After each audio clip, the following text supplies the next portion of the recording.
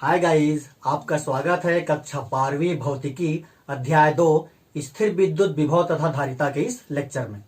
आज हम देखेंगे संधारित्र का सिद्धांत, संधारित्र की धारिता और संधारित्र की धारिता को प्रभावित करने वाले कारक। तो चलिए सबसे पहले हम देखते हैं संधारित्र का सिद्धांत, प्रिंसिपल ऑफ कैपेसिटर और कंडेंसर। इससे पहले के लेक्चर में हम पढ़े हैं किसी चालक की विद्युत धारिता और किसी चालक की विद्युत धारिता को प्रभावित करने वाले कारक। तो वहीं से इसकी कहानी जो है आगे बढ़ेगी। किसी चालक की विद्युत धारिता किसे कहते हैं? किसी चालक को Q आवेश देने पर यदि उसके विभव में भी वृद्धि होती है तो चालक की विद्युत धारिता कहलाता है चालक की विद्युत धारिता। C इक्वल होता है Q/V। ये हम पढ़े हैं। विद्युत धारिता को प्रभावित करने वाले कारक की जब हम बात करते हैं तो सबसे पहला कारक होता है चालक का क्षेत्रफल। ये हम कारक पढ़े हैं, चालक का क्षेत्रफल।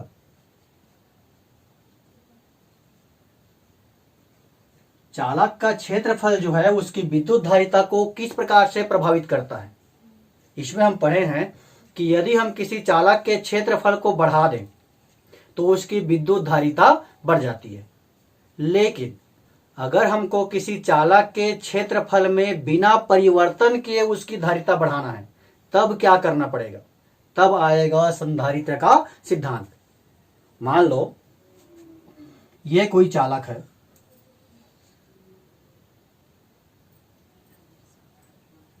मान लो ये कोई चालक A है, हमको इसकी धारिता बढ़ानी है।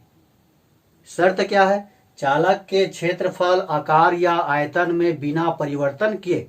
एक रास्ता तो यह है कि यदि हम इस चालक के क्षेत्रफल को बढ़ा दें तो इसकी धारिता बढ़ जाएगी, लेकिन हमको इसके क्षेत्रफल, आकार या आयतन में कोई परिवर्तन नहीं करना है और बिना परिवर्तन किए इसकी धारिता बढ़ाना है। तब हम क्या करेंगे? तो चालक की विद्युत धारिता को प्रभावित करने वाले दूसरा कारक भी हम पढ़े हैं, किसी आवेशित चालक के समीप अन्य चालक की उपस्थिति पर। अब इससे हम किसी चालक की धारिता कैसे बढ़ा सकते हैं? देखिए, माना कि A कोई चालक है जिसे +Q आवेश दिया गया है, इसको हम दिए हैं +Q आवेश। हमको इसके आकार, आयतन या क्षेत्रफल में बिना परिवर्तन किए इसकी धारिता बढ़ाना है। तो उसके लिए हम क्या करते हैं, इस आवेशित चालक के समीप में कोई अनावेशित चालक ले आते हैं। यहां पर हम रख देते हैं अनावेशित चालक। ये B क्या है? तो ये अनावेशित चालक है, ध्यान दो, अनावेशित चालक। अनावेशित या उदासीन चालक भी कह सकते हो।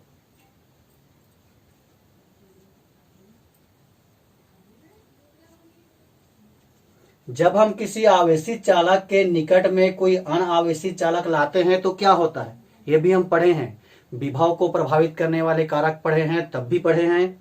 किसी चालक की विद्युत धारिता को प्रभावित करने वाले कारक पढ़े हैं, तो भी हम पढ़े हैं कि जब किसी आवेशित चालक के निकट में या समीप में कोई अनावेशित चालक लाते हैं तब होता क्या है, इसके निकटवर्ती तल पर विपरीत आवेश उत्पन्न हो जाता है। यानी कि ये प्लस है तो यहां पर हो जाएगा माइनस, -Q आवेश उत्पन्न हो गया। और इस चालक के दूरवर्ती पृष्ठ पर समान आवेश उत्पन्न हो जाता है, +Q आवेश। इसको हम कहते हैं प्रेरित आवेश। प्रेरित हो जाता है, प्रेरित आवेश।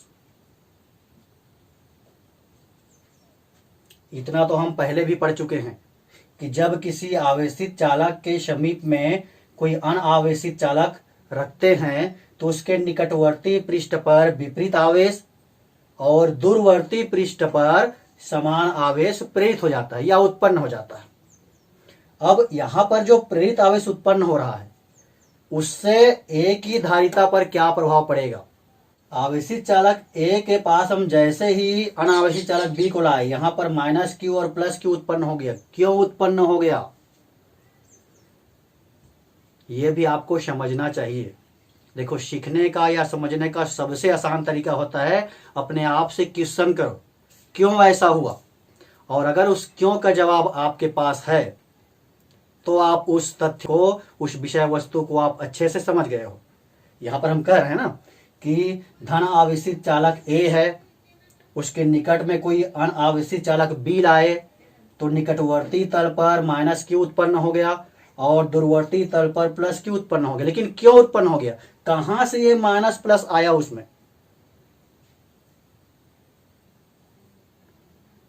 तो अपने आप से पूछा कीजिए क्यों ऐसा हुआ।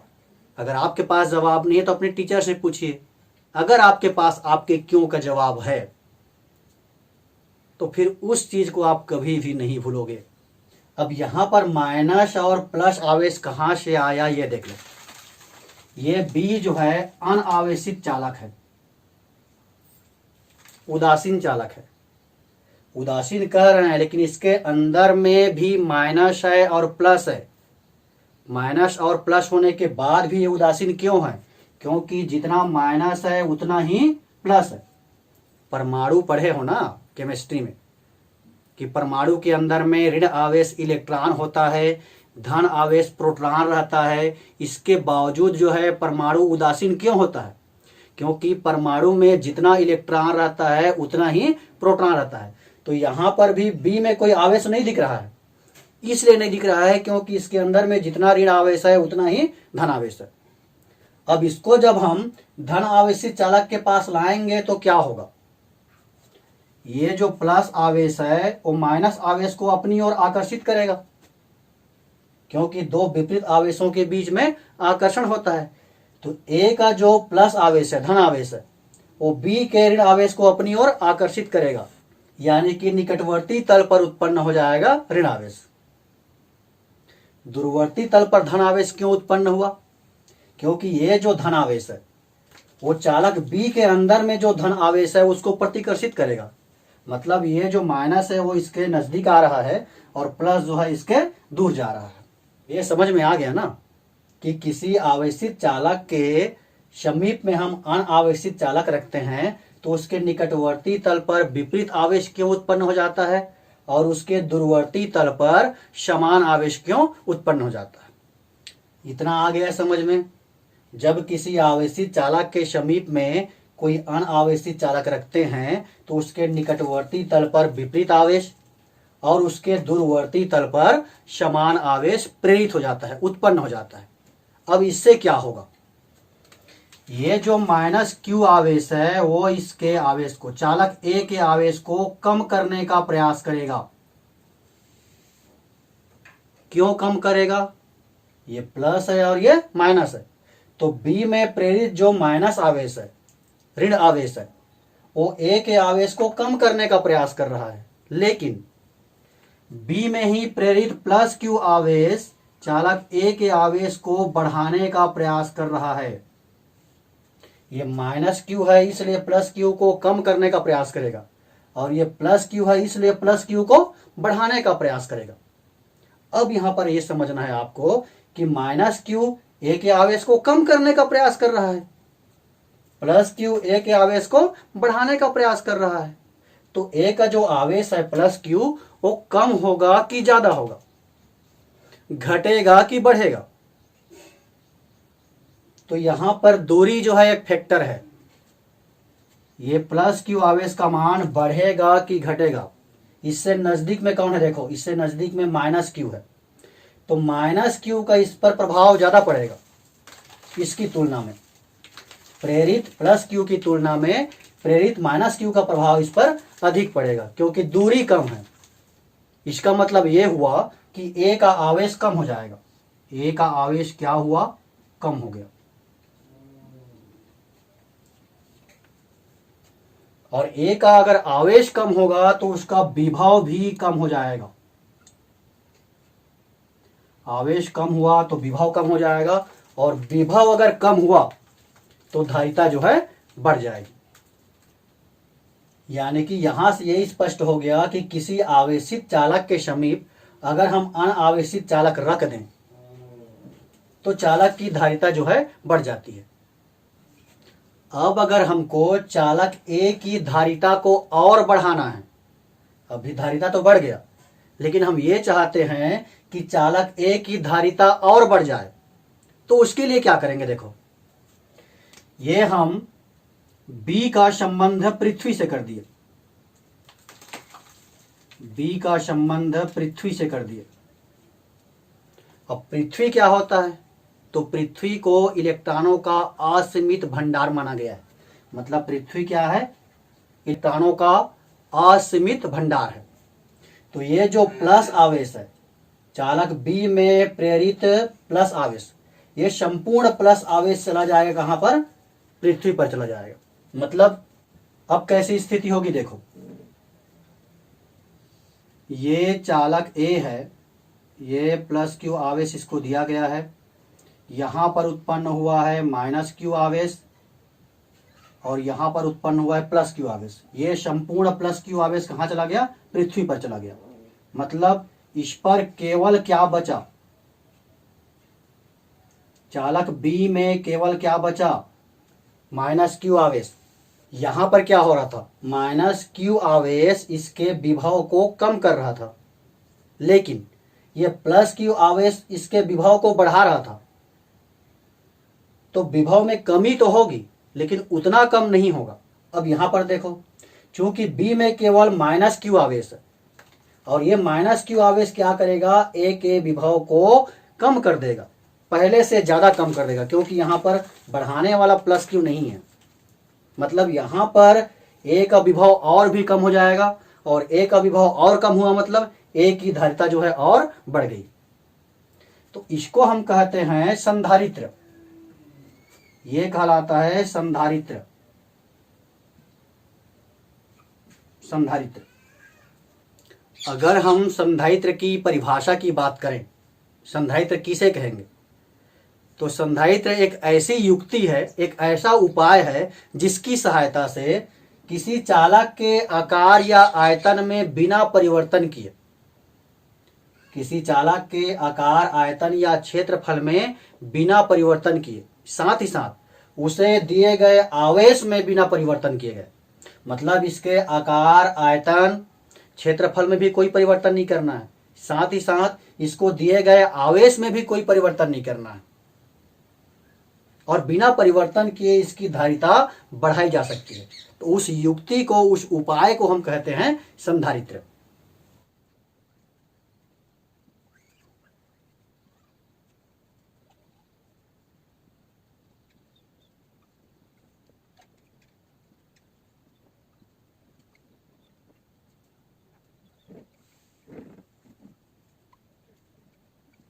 संधारित्र वह युक्ति है जिससे चालक के आकार, आयतन या क्षेत्रफल में बिना परिवर्तन किए उसे दिए गए आवेश को नियत रखकर उसकी धारिता बढ़ाई जा सकती है। मतलब ये जो चालक है उसके आकार, आयतन या क्षेत्रफल में भी परिवर्तन नहीं करना है, और उसको दिए गए आवेश के मान में भी कोई परिवर्तन नहीं करना है, फिर भी उसकी धारिता को हम बढ़ा सकते हैं। तो उस युक्ति को हम कहते हैं संधारित्र। अगर हम संधारित्र के सिद्धांत की बात करें,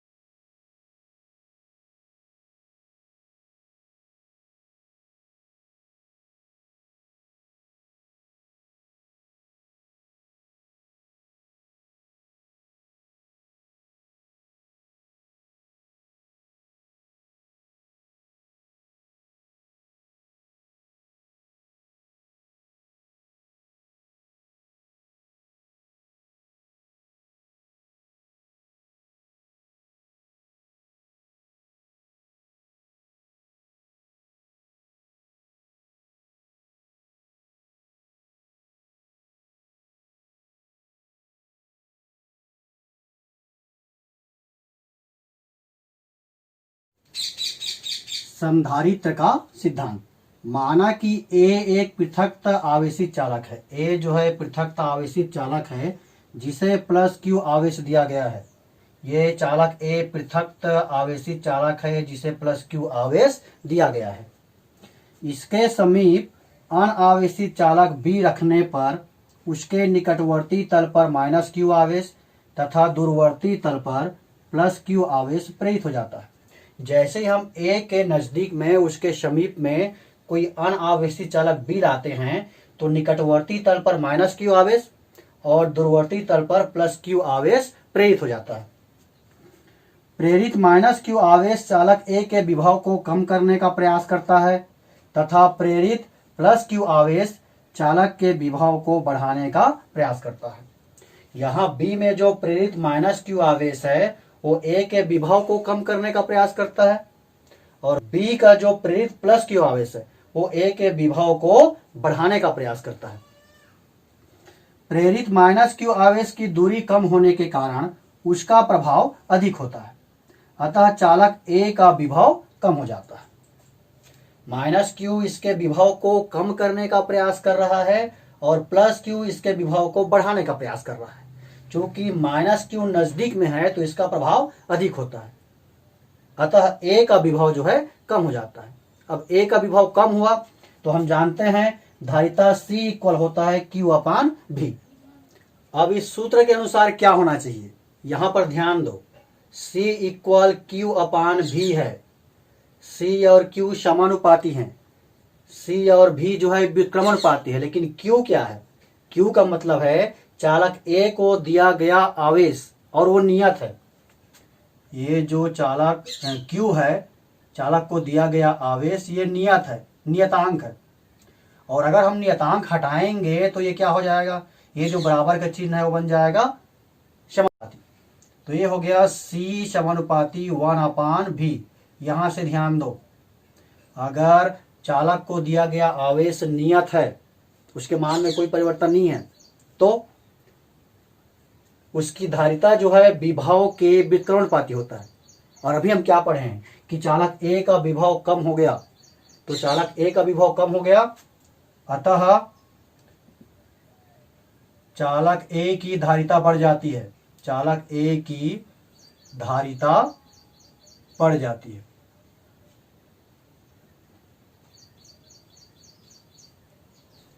ये वाला पार्ट हम लिख चुके हैं। अब हम क्या किए थे, चालक बी को हम जोड़ दिए थे पृथ्वी से।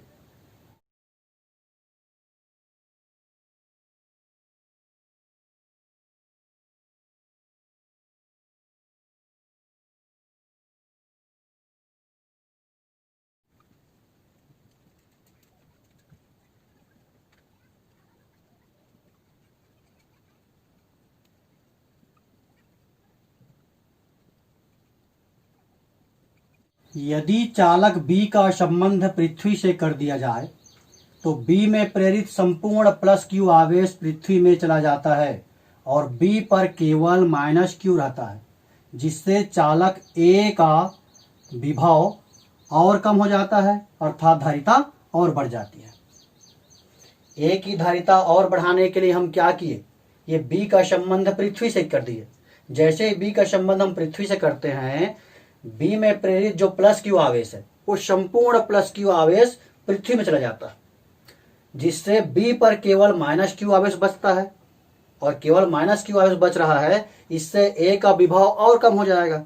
विभव और कम हुआ मतलब ए की धारिता और बढ़ गई। अब अगर हमको ए की धारिता और बढ़ाना है तो हम क्या कर सकते हैं, यहां पर तो हम बी का संबंध पृथ्वी से कर दिए तो ए की धारिता बढ़ गई। अगर इससे आगे हमको ए की धारिता और बढ़ाना है तो हम क्या कर सकते हैं, अगर हम ए और बी को एक दूसरे के निकट ले आए, क्योंकि ये दूरी पे डिपेंड कर रहा था ना, इसका आवेश क्यों कम हो रहा था, क्योंकि माइनस क्यू जो है कम दूरी पर था, मतलब दूरी एक फैक्टर है, ध्यान रखो।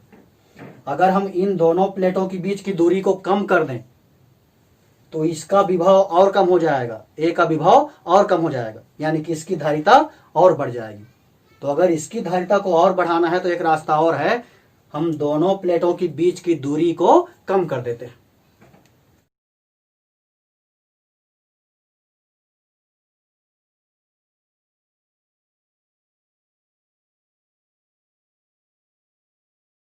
यदि दोनों प्लेटों ए और बी के बीच की दूरी को कम कर दिया जाए तो धारिता और बढ़ जाती है। तो इस प्रकार से हम किसी चालक के आकार, आयतन या क्षेत्रफल में बिना परिवर्तन किए उसकी धारिता को बढ़ा सकते हैं। यह है संधारित्र का सिद्धांत। अब यहां से आप संधारित्र की परिभाषा भी बना सकते हो। संधारित्र किसे कहते हैं? किसी आवेशित चालक के समीप पृथ्वी से संबंधित अन्य चालक रखने पर उसकी धारिता बढ़ जाती है। चालकों के इस समायोजन को संधारित्र कहते हैं।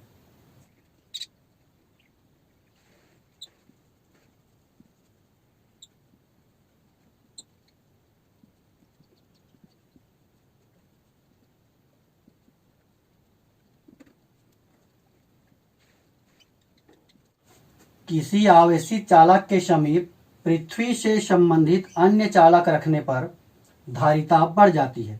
चालकों के इस समायोजन को ही संधारित्र कहते हैं। तो ये तो हो गया संधारित्र और संधारित्र का सिद्धांत। अब हम देखते हैं संधारित्र की धारिता किसे कहते हैं।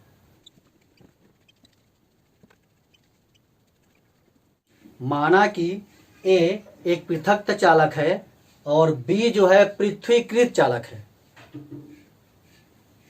चालक ए को प्लस क्यू आवेश देने पर इसका विभव V1 हो जाता है तथा प्रेरित माइनस क्यू आवेश के कारण B का विभव V2 हो जाता है।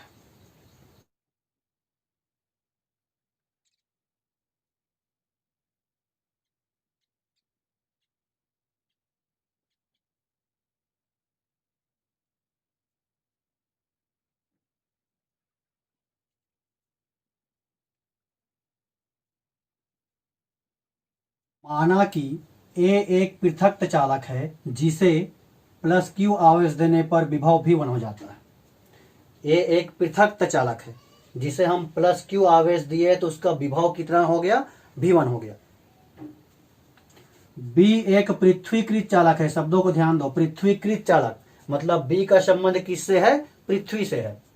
बी एक पृथ्वीकृत चालक है जिसमें प्रेरित क्यू आवेश उत्पन्न हुआ है, माइनस क्यू आवेश प्रेरित हुआ है और उसके कारण बी का विभव हो गया V2। तो यहां से हम निकाल सकते हैं ए और बी के बीच का विभवांतर। अतः ए और बी के बीच का विभवांतर, ए और बी के बीच का विभवांतर, तो ये विभवांतर हो जाएगा V1 माइनस V2। और अगर हमारे पास विभव है तो यहां से हम लिख सकते हैं धारिता। संधारित्र की धारिता हो जाएगा, संधारित्र की धारिता C इक्वल, आवेश कितना दिए हैं? Q दिए हैं, Q, और विभव हमारे पास है V1 माइनस V2। तो ये हो गया संधारित्र की धारिता का सूत्र। अब अगर हमको संधारित्र की धारिता का परिभाषा बनाना है तो परिभाषा कैसे बनाते हैं कई बार पढ़ चुके हैं। अगर हमको संधारित्र की धारिता को परिभाषित करना है यहां से तो हम कैसे परिभाषित करेंगे? यदि V1 माइनस V2 इक्वल 1 मान लें तो हमारे पास आ गया C इक्वल Q। यहां से परिभाषा बना लीजिए। परिभाषा क्या बनेगा? देखो, C क्या है? संधारित्र की धारिता है और Q उसको दिया गया आवेश। किसको दिया गया आवेश? जो पृथक चालक है उसको दिया गया आवेश। संधारित्र की धारिता पृथक चालक को दिए गए आवेश के उस आंकिक मान के बराबर होता है। संधारित्र की धारिता पृथक चालक को दिए गए आवेश के उस आंकिक मान के बराबर होता है जिससे दोनों चालकों के मध्य विभवांतर में इकाई वृद्धि हो जाए। V1 माइनस V2 का मतलब क्या है? दोनों चालकों के मध्य उत्पन्न विभवांतर, उसमें इकाई वृद्धि हो जाए। तो ये हो गया संधारित्र की धारिता।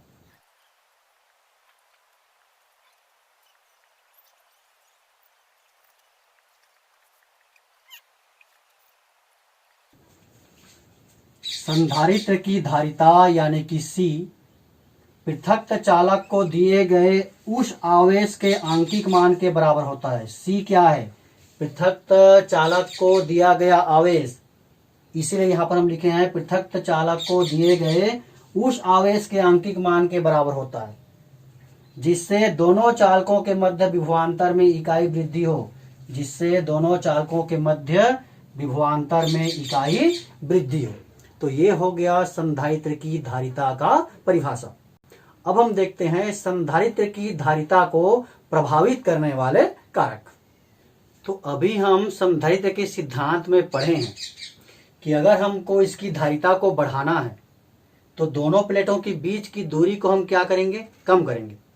अगर हम दोनों प्लेटों के बीच की दूरी को कम करेंगे तो धारिता जो है बढ़ते जाएगी। यानी कि दोनों प्लेटों के बीच की दूरी को कम या ज्यादा करके हम अपनी इच्छानुसार धारिता का संधारित्र बना सकते हैं। तो प्रभावित करने वाला पहला कारक क्या हो गया? दोनों प्लेटों के बीच की दूरी पर। दोनों प्लेटों के बीच की दूरी कम करके संधारित्र की धारिता बढ़ाई जा सकती है। तो ये तो हो गया पहला कारक। अगर हम दूसरे कारक की बात करें, इसकी धारिता कब बढ़ रही है? जब हम दोनों प्लेटों की जो बीच की दूरी है उसको हम क्या कर रहे हैं? कम कर रहे हैं।